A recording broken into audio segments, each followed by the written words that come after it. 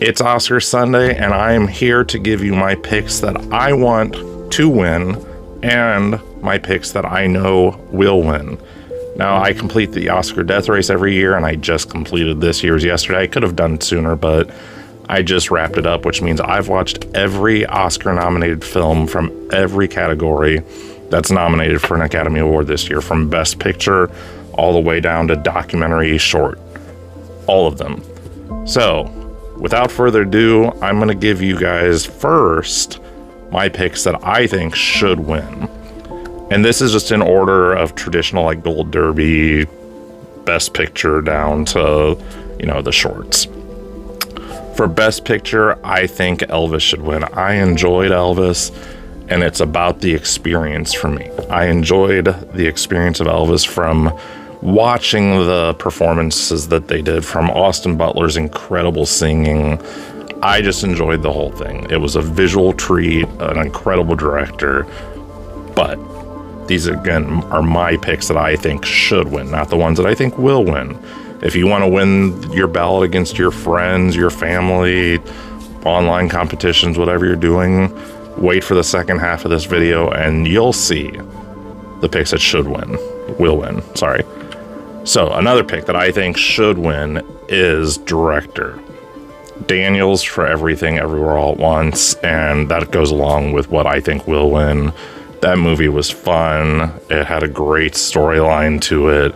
The pacing was very well done. And I know that's all cinematography and editing as well, but the directors are the glue that kind of binds it all together. This is going to be a hot take. People are not going to like this, so just be warned. Best Actress, Ana de Armas for Blonde. And I know some people are going to hate this pick. They're just genuinely going to hate it from the bottom of their core. While Blonde had issues, it was a problematic film. I appreciated what they were doing. It was not a biopic of Marilyn Monroe. It wasn't. It was a work of fiction. And Ana de Armas nailed Marilyn Monroe's performance. I mean, next to like Michelle Williams in My Week with Marilyn, this was fantastic. It felt like I was watching Marilyn Monroe at times. Next up is Best Actor, and although this is kind of up in the air, I'm going to go with Brendan Fraser. The Whale got to me. It was an emotional journey. One of the best acted films I've ever seen, outside of one line. If anybody can guess what that line is, that one line in the film that I had an issue with from the delivery standpoint, I will give you a free movie. I'll pick a digital movie, or if you prefer a physical release, whatever the case is. If you know that line, I'll give you a free movie. Hell, I'll give you like 5 free movies. My pick, but still. For Best Supporting Actress, we're going with Stephanie Hsu. She was fantastic in Everything Everywhere All at Once, and I really think that she brought the fun to that movie that really made it as successful as it was. Michelle Yeoh was obviously fantastic, but Stephanie Hsu there was just something about her that just was larger than life. Best Supporting Act, Ke Huy Quan. Sorry, some of these names just get to me. Again, he just brought that level of fun up from like a 10 to a 12. Okay. Best Adapted Screenplay, we're going with Women Talking. Because, and I'm not being sarcastic here, there was a lot of talking in that movie. And a screenplay is the dialogue for the movie, or at least the roots of the dialogue. And while there wasn't a whole lot that happened during the movie, the dialogue was enough to keep you hooked, keep you interested, keep you thinking about it. Original screenplay for the exact same reason. Everywhere, Everything, All at Once. Fantastic dialogue. Absolutely loved it. Best cinematography, and I wish I had seen this on the big screen, but even on my 4K TV, All Quiet on the Western Front was superb. Now, I don't think that movie had a reason to exist. Sorry, it's the truth. I personally don't think it needed to exist, just like West Side Story from last year. Some films don't need to be remade, but damn did it look pretty. Best costume design, I'm going with Elvis again because I felt like those were Elvis on the screen. I didn't feel like it was Austin Butler pretending to be Elvis, and a lot of that came from him as a performer, but also what he was wearing, how it looked on camera, the comparisons to the original versions to him. Fantastic. Film editing, this is gonna be weird. Elvis again. And the reason I say that is at the beginning of the movie, there was one scene that was really choppy, and while I was watching this, I'm like, oh my god, stop. And then Lerman stopped and went into the film, and there was just so many incredible shots that just felt like they were the reason that they were supposed to be there. And I know this is planned out, but that's what the category is. Makeup and hair. The Whale. I see a lot of love going to Elvis, and I understand, but that suit that Brendan Fraser wore, while again that problematic issues with the film, it looked incredible, and there wasn't a moment where I lost that believability during it.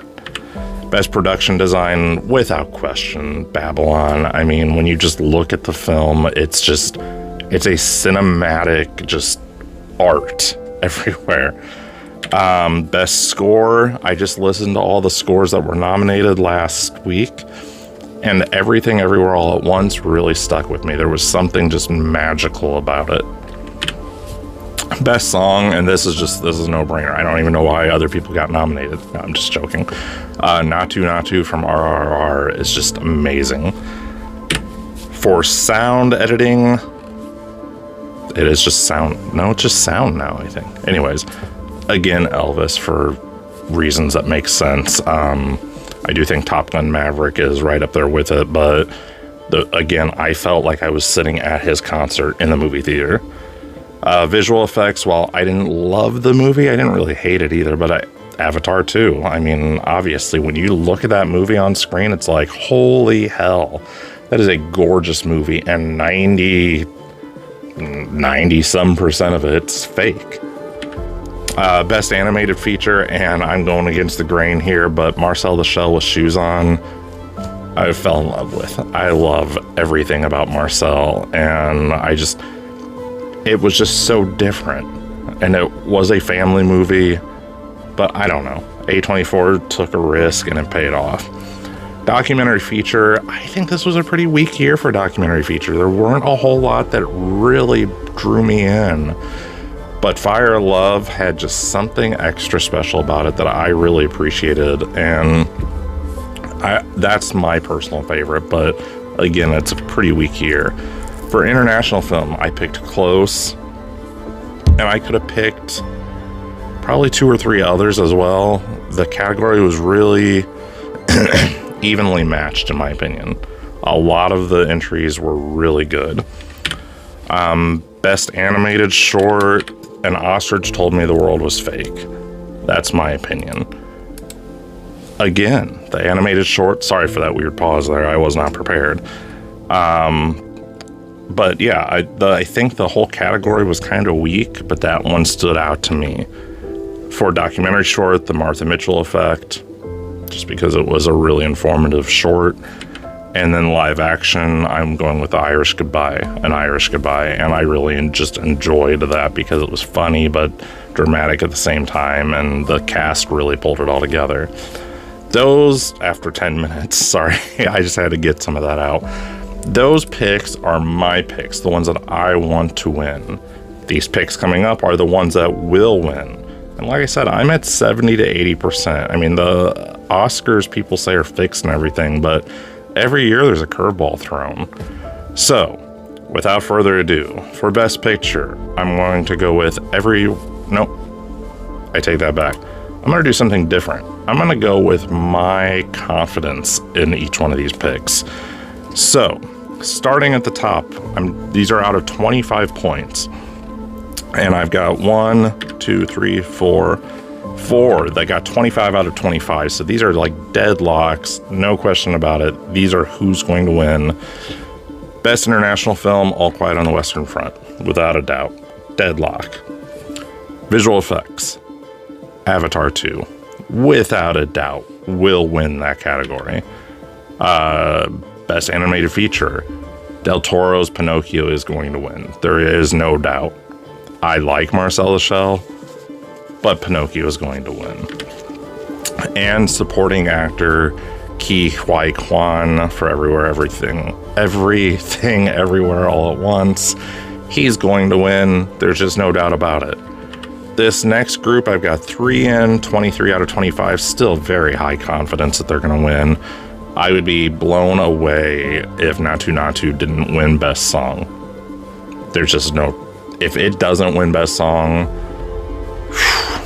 Anyways. Best Director, Daniels. Same thing. They're gonna win.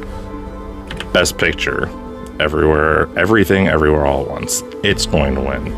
Those are like my deadlocks. That top 7, from here on down, we start to lose a little bit of confidence, but we're still 21 out of 25. Pretty good odds. The Boy, the Mole, the Horse, something like that for animated short. I apologize. I probably should have got the full name. Pretty confident. Costume design, I do think will end up going to Elvis. These are 20 out of 25, so we go down just another notch. For production design, Babylon. Again, for the same reason that I said in mine. Makeup, I do think will end up going to Elvis, even though I wanted it to go to The Whale. Sound design, Top Gun 2. I'm there. Like, I liked Elvis and I like Top Gun, but the sound design, I think, is going to go more with that over the top versus just singing and whatnot. Here we are at 19 out of 25 for cinematography, All Quiet on the Western Front.